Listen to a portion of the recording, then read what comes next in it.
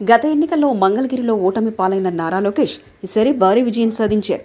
తన తండ్రి చంద్రబాబు మేజార్టీని తలదన్నేలా ఏకంగా 90,160 మేజార్టీతో రికార్డు సృష్టించి అసెంబ్లీలో అడుగుపెట్టబోతున్నారు. చంద్రబాబుకు 47,340 ఓట్ల మేజార్టీ దక్కింది. కుప్పంలో 1989లో చంద్రబాబు తొలిసారి గెలిచినప్పుడు అత్యధికంగా 71,607 మేజార్టీ సాధించారు. ఆ తర్వాత నుంచి మేజార్టీ తగ్గుతూ వస్తుంది. 2009 నుంచి ఆయన మేజార్టీ 45,000 మార్కు దగ్గరే ఉంటుంది.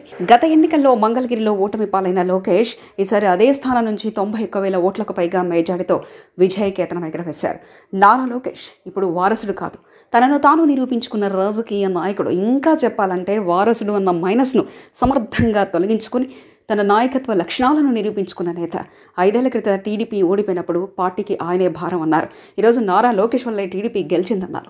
5 ఏళ్లలో వచ్చిన మార్పు, లోకేష్ తెచ్చిన మార్పు ఇదే. ఓ ముఖ్యమంత్రి మనవడు, మరో ముఖ్యమంత్రి కుమారుడు నారా లోకేష్ జీవితంలో అత్యధిక కాలం సీఎం కుటుంబ సభ్యునిగా గడిచింది. అయితే అలా గోల్డెన్ స్పూన్తో పుట్టడమే లోకేష్కు మైనస్ అంది. ఆయనను రాజకీయాల్లో రాకముందు నుంచే టార్గెట్ చేశారు. తనను, తన ఇమేజ్ను ప్రజల్లో ప్రణాళిక ప్రకారం పలచన చేస్తున్నారని తెలుసుకునేసరికి లోకేష్కు జరగాల్సిన నష్టం జరిపింది. కానీ లేచే కెరటం మాదిరి ఆయన తన ప్రయత్నాలను విరమించలేదు. నారా లోకేష్కు ఈ విజయం వారసత్వంగా రాలేదు. ఎన్నో కుట్రలు, కుతంత్రాలను ఎదుర్కొన్నారు. తన రాజకీయాల్లోకి వస్తాడో రాడో తెలియని సమయం నుంచి ఆయనపై తప్పుడు ప్రచారం ప్రారంభించారు. స్టాన్ఫర్డ్లో చదువుకోవడం చేతగానితనమన్నట్లుగా చెప్పారు. నీట్ షోతో ఉండడం, పద్ధతిగా మాట్లాడడం పప్పునకు బ్రాండ్ అన్నారు. చివరికి బాడీ షేమింగ్ చేశారు. మరో నేత అయితే ఈ మానసిక దాడికి భయపడిపోయేవారు. అలాంటి సంక్షోభాన్ని అవకాశంగా మలుచుకోవాలని డిసైడ్ అయ్యారు. దేనికైనా వెరవని తత్వం తనదని నిరూపించుకున్నారు. సంక్షోభాల్లో అవకాశాన్ని అందిపుచ్చుకోవాలని చెప్తుంటారు చంద్రబాబు నాయుడు. నారా లోకేష్ ఖచ్చితంగా అదే చేసి చూపించాడు. 2019 ఎన్నికల్లో తెలుగుదేశం పార్టీ ఓడిపోవడం తెలుగుదేశం పార్టీకి ఓ సంక్షోభం. ఆ సంక్షోభంలో అవకాశాన్ని వెతుక్కున్నారు నారా లోకేష్. 2019లో మంత్రిగా ఉన్న ఆయన ఓడిపోయారు. పార్టీ ఓడినా సోషల్ మీడియాలో ఆయనను ట్రోల్ చేయని వారు లేరు. ఎంత ఘోరమైన ఓటమి చవి చూసిన నారా లోకేష్ కుంగిపోలేదు. ప్రణాళికాబద్ధంగా తనను తాను బిల్డ్ చేసుకున్నారు. తన ఇమేజ్ను మార్చుకున్నారు. పాదయాత్ర ద్వారా పార్టీకి భవిష్యత్తు నాయకుని నమ్మకం కలిగించారు. లోకేష్ తన నాయకత్వ సామర్థ్యాన్ని ఓటమి నుంచి వచ్చిన అవకాశంతో నిరూపించుకున్నారు.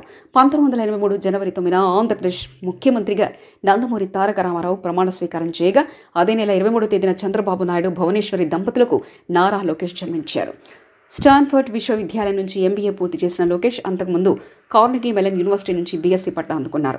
చదువు పూర్తయ్యాక లోకేష్ కొంతకాలం వరల్డ్ బ్యాంక్లో పనిచేశారు. ఇండియా తిరిగి వచ్చాక 2008 నుంచి 2013 వరకు హెరిటేజ్ సంస్థలో పనిచేశారు. తెలుగుదేశం పార్టీ ద్వారా నారా లోకేష్ రాజకీయ జీవితాన్ని ప్రారంభించారు. తెలుగుదేశం పార్టీ 2009 ఎన్నికల మేనిఫెస్టోలో నగదు బదిలీ పథకాన్ని చేర్చింది. ఇది నారా లోకేష్ ఆలోచనగా చెప్తారు. అప్పటి నుంచి టీడీపీ కార్యక్రమంలో ఆయన భాగమయ్యారు. ప్రత్యక్ష రాజకీయాల్లోకి రాకపోయినా 2019 నుంచి లోకేష్ టీడీపీ కోసం పనిచేస్తున్నారు. మొదట్లో ఆయన తెలుగు మాట్లాడే విషయంలో తడబడినప్పటికీ అనతి కాలంలోనే ఆయన మెరుగయ్యారు. 2014 మార్చి 30న నారా లోకేష్ ఆంధ్రప్రదేశ్ శాసనమండలికి ఎన్నికయ్యారు. ఆ తర్వాత కొద్ది రోజులకే ఏప్రిల్ 2న మంత్రి పదవి వర్గంలోకి అడుగుపెట్టారు. ఆంధ్రప్రదేశ్ ఐటీ, పంచాయతీరాజ్, గ్రామీణ అభివృద్ధి శాఖల బాధ్యతల్ని ఆయన నిర్వహించారు. 2019 ఎన్నికల్లో గుంటూరు జిల్లా మంగళగిరి నుంచి పోటీ చేసిన లోకేష్ వైఎస్ఆర్సీపీ అభ్యర్థి ఆల రామకృష్ణారెడ్డి చేతిలో 5,337 ఓట్ల తేడాతో ఓడిపోయారు. మంత్రిగా పనిచేసిన లోకేష్ రాజధాని అమరావతి ప్రాంతంలో ఓడిపోవడం టీడీపీ వర్గాలను విస్మయానికి గురి చేసింది. 2023 మార్చి 29 వరకు ఆయన ఎమ్మెల్సీగా కొనసాగారు. 2023 జనవరి 27న యోగరం పేరిట నారా లోకేష్ పాదయాత్ర ప్రారంభించారు. చిత్తూరు జిల్లా కుప్పంలో పాదయాత్ర మొదలుపెట్టిన ఆయన విశాఖ జిల్లా వరకు 2026 రోజుల పాటు 3,132 కిలోమీటర్లు నడిచారు. అయితే ఎన్నికల్లో అద్భుత విజయాన్ని సొంతం చేసుకున్నారు. రికార్డు స్థాయి మేజార్టీ సాధించారు. రాష్ట్ర కేబినెట్లో చోటు దక్కించుకున్నారు. తండ్రికి మించిన తనయుడు అని నిరూపించుకున్నారు.